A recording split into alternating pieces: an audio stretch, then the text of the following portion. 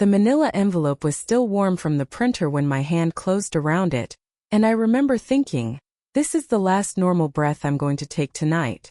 My mother's laugh came through the phone speaker, tinny and bright, the kind of laugh she saved for people she wanted something from. We had more important plans, she said. Nobody had asked her to explain. She offered it anyway, like a gift she expected me to thank her for. I didn't answer. I just looked at the envelope, at the bank routing number typed in 12-point font, and I felt something in my chest go very quiet and very cold. Somewhere behind her, I heard my brother's voice, low, like he was trying not to laugh. Did she see it yet? I hadn't. Not yet. But I was about to. My name is Renee Castellano. I'm 35 years old, and 11 years ago I started a commercial cleaning and property maintenance company out of the back of a 2009 Honda Civic, with $1,800 in a shared savings account, and a laptop I bought used from a pawn shop in Scranton. By the time of my 35th birthday, Castellano Facilities Group had 18 full-time employees, 4 contracts with regional office parks, and just under $2.4 million in annual revenue. I paid myself less than my own site supervisors for the first 4 years. I slept on an air mattress in the office twice a week so I wouldn't have to pay for gas both ways home. My mother, Linda, was 75, healthy, sharp as a tack, and I would later learn, held power of attorney over a modest inheritance from my grandmother that had been sitting untouched since I was 24. My younger brother Dale was 31, had never held a job longer than 14 months, and had for the past 6 years called me sis only in the weeks before he needed money. The financial stakes I'm about to describe run to exactly $340,000. That number is going to come back. Remember it. The birthday dinner was supposed to be small. Me, my husband Marcus, my mother, my brother, at a restaurant I'd booked and paid for 3 weeks in advance. A $220 deposit, non-refundable. They didn't show up. And what I found out about why they didn't show up is the reason I'm telling you this story tonight. I sat at that table for 50 minutes before I let Marcus order for me. The waitress kept refilling water glasses nobody was drinking, that particular kind of pity service where the staff has clearly clocked that you've been stood up and is now choreographing around it. At 8:40 p.m. my phone buzzed. Not a call from my mother. A photo sent from my cousin Priya, who apparently hadn't realized I wasn't already there. It was my mother in a red dress I'd never seen, a champagne flute in her hand, my brother Dale beside her in a blazer with the tags. I zoomed in, still hanging off the cuff. Behind them a banner. Sold. A real estate closing party. My grandmother's lake house. The one my mother had sworn, 3 separate times over 3 separate years, she would never sell because it was the only thing keeping the family together.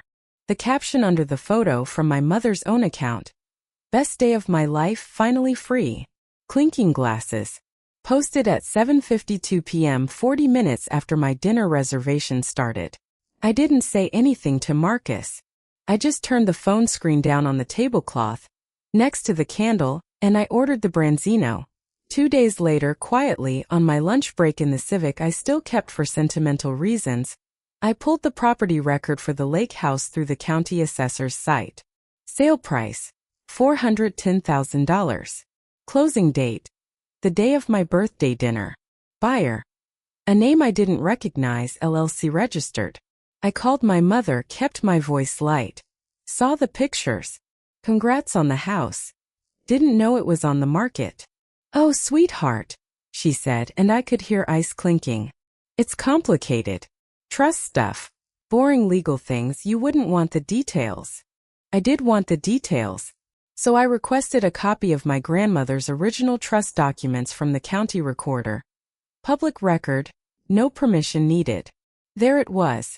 A durable power of attorney signed 4 years earlier, naming my mother as sole trustee over the $340,000 inheritance meant, per my grandmother's handwritten letter attached to the file, to be divided equally between my grandchildren when Linda sees fit, but not before. Not divided. Not touched. Sitting in an account I hadn't known existed. I asked her directly, over coffee, no accusation in my voice, just a question. Mom, what happened to Grandma's money? She smiled the smile she used on customer service reps. It's tied up in a structured annuity for tax deferral purposes.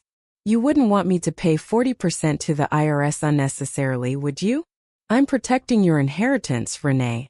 This is what good financial stewardship looks like. I nodded slowly. I said, "That makes sense, Mom." I let her see relief on my face. The following week I stopped by her condo to drop off a birthday gift for Dale.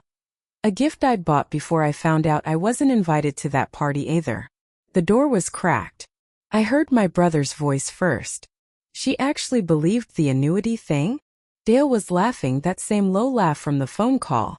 God. She's slow for someone who runs a whole company. My mother's voice, warmer than I'd heard it in years. Warm the way it only got around Dale.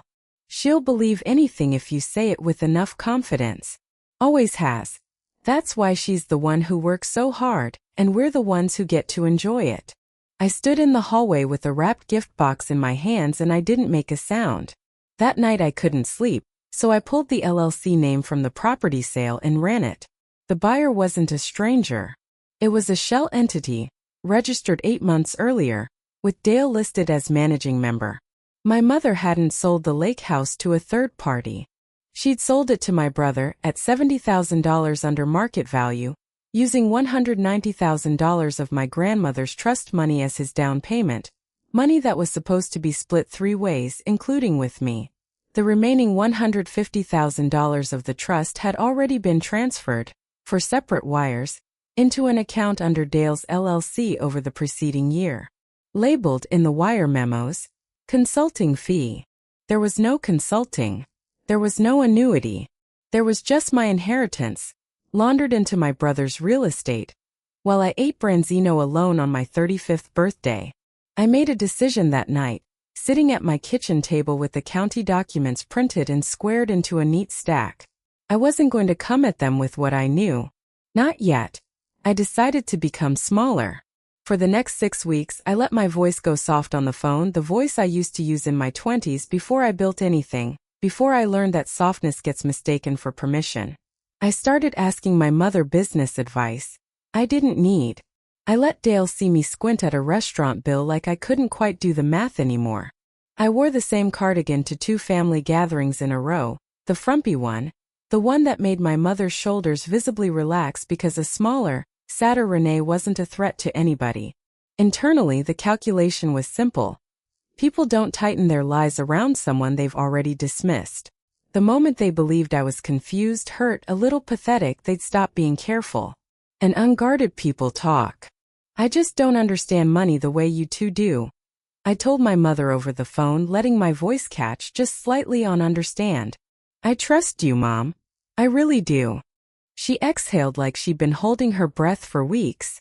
Oh, honey. Of course you can trust me. That's all I've ever wanted you to feel. I hung up and wrote the date and time in a notebook. Evidence log entry 14. I needed one thing they'd say out loud together on the record that connected the wire transfers to the intent to keep them from me permanently, because a paper trail proves what happened, but it doesn't always prove that they knew it was wrong. So I planted bait. I told my mother softly, sadly, that my accountant was asking about some old inheritance stuff for my taxes, and that I might need her to explain the annuity paperwork to him directly, just so I don't sound dumb in the meeting. I asked if she and Dale could come by the house the following Sunday, so we can go over it together. The two of you know it better than me. I set my phone on the kitchen counter, screen dark, recording app running, angled toward the breakfast bar where they always sat. Pennsylvania is a one-party consent state. I only needed my own permission to record a conversation I was part of, and I made sure I stayed in the room the entire time. Sunday came. Rain against the windows. I put the kettle on. I watched the recording app's little red, blinking through the reflection in the microwave door, and I felt my pulse in my throat, steady, waiting. My phone buzzed once under a dish towel on the counter. A text from Marcus in the next room, out of sight, just 3 words. I'm right here. They didn't know it wasn't just tea and paperwork. They thought it was the same tired audience they'd been performing for their whole lives. A daughter who needed things explained slowly. My mother spread the annuity documents on the table, which were, I now knew, simply printed confirmations of the wire transfers to Dale's LLC with a cover sheet she'd typed up that morning, complete with a fake financial institution letterhead she'd made in Word. Dale leaned back in his chair, that same blazer, tags long gone now. Basically, Renee, tax law is way more complicated than people think. Mom set up a deferred interest vehicle, so the estate wouldn't get hit with unnecessary capital gains exposure. It's actually a smart move. You should be thanking her. I appreciate you explaining it, I said quietly. I really do wish I understood this stuff better.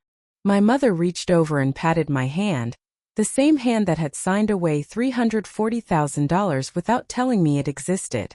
That's what family's for, sweetheart. Dale and I look out for you. I nodded. Then I reached into the drawer beside me, the same drawer where I kept the county assessor printout, the trust document, and a folder labeled simply and I set it on the table between the cups of tea. I found Grandma's letter, I said. My voice didn't rise. It never does. The one where she says the money gets split 3 ways. I also found the wire transfers. 4 of them. Consulting fees, Dale, for a business you don't have. The kitchen went very still. Rain on the window. The refrigerator hummed. And I found the sale price on the lake house, I continued, laying the property record flat with 2 fingers. $70,000 under market, to an LLC you registered 8 months ago, using $190,000 of money that was never yours to spend. My mother's mouth opened. I didn't let her fill it. I also, I said, have a recording from 6 weeks ago in your kitchen, of you telling Dale I'd believe anything if he said it with enough confidence. And I have a recording from 12 minutes ago of both of you describing an annuity that doesn't exist, on a document you printed this morning. Dale stood up so fast his chair scraped the floor. You recorded us? That's illegal, It's legal in this state, I said. I checked. Twice. I took the fake annuity document, the one with the fabricated letterhead, and I tore it once cleanly down the middle, and set the 2 halves side by side on the table, facing them. Then I picked up my phone and dialed the number I'd already saved in my contacts under a name that wasn't a person. Elder Financial Fraud Unit. I'd called them the week before, quietly walked an investigator through everything, and they told me, if you can get an admission on record, call us when you're ready. I put the phone on speaker. Yes, this is Renee Castellano, I said, calm, unhurried, the recording app on my other phone still blinking red in the microwave's reflection. I'd like to follow up on the report I filed. I have the recorded admissions you asked for. They're both here right now if you'd like the address. My mother didn't laugh anymore. Within 11 days, the state's Office of Elder Affairs, technically investigating whether my mother had been financially exploited, and finding instead that she was the one doing the exploiting on paper her own attorney had drafted, froze the remaining $150,000 sitting in Dale's LLC account pending a civil claim I filed for breach of fiduciary duty as a trust beneficiary. Dale was charged with a single count of theft by deception under state law, tied to the falsified consulting invoices. He took a plea deal. Restitution of $190,000 over 5 years, 3 years probation, and a permanent record that, 3 months later, cost him the property manager job he'd finally landed. A background check doesn't care how charming your explanation is. My mother was not criminally charged. The DIS office called it, delicately, a family civil matter with fraudulent characteristics, but the trust was dissolved by court order, the remaining funds split 3 ways exactly as my grandmother's letter specified, 1/3 to me, 1/3 to Dale's restitution obligation, and 1/3 to my cousin Priya, my grandmother's only other living grandchild, who hadn't known any of this money existed at all. I found Priya first before any of the paperwork went public. I sat her down and told her everything, and I made sure her share came to her clean, no strings, no explanation owed. She cried in my kitchen and said, "You didn't have to include me." I told her Grandma already had. I was just the one who finally read the letter out loud. I also went to my company's HR director the next week and set up a scholarship fund for 2 of my employees' kids, $5,000 each, no connection to the family drama, just something that had been sitting on my to-do list for a year that this whole mess reminded me to finally do. Small, quiet, Nobody filmed it. That's not why you do it. It was late November, for months after the dinner, when my mother showed up at my front door in the rain without an umbrella, wearing a coat I didn't recognize, thinner than I'd seen her in years. Dale had stopped taking her calls once the restitution payments started coming out of both their pockets. The condo, it turned out, had been financed partly through her own signature on a loan Dale never repaid. "Renee," she said, and her voice did the thing it used to do when I was small and she needed something. "I don't have anywhere else to go tonight. Just tonight. Please." I stood in the doorway, warm light behind me, the smell of dinner cooking, Marcus's hand resting lightly on the small of my back. "You had a lake house, Mom," I said. "You had $340,000. You had 2 kids who would have given you anything you asked for honestly. You chose this instead." I paused. "I hope you find somewhere warm tonight. It isn't going to be here." I closed the door. Gently. Not a slam, just a firm final click of the latch. Marcus put his arms around me from behind, and I let my head rest back against him for a second, and he said quietly into my hair, "You did the right thing and you did it the hard way, which is the only way that ever actually sticks." I stood there a moment longer listening to the rain, and for the first time since that birthday dinner, my chest didn't feel cold anymore. It just felt quiet. The good kind of quiet. Here's what I took from all of it. The people who tell you that you're too trusting to understand your own life are usually the ones counting on it. Confidence isn't the same thing as honesty, and family isn't a blank check you sign without ever reading the terms.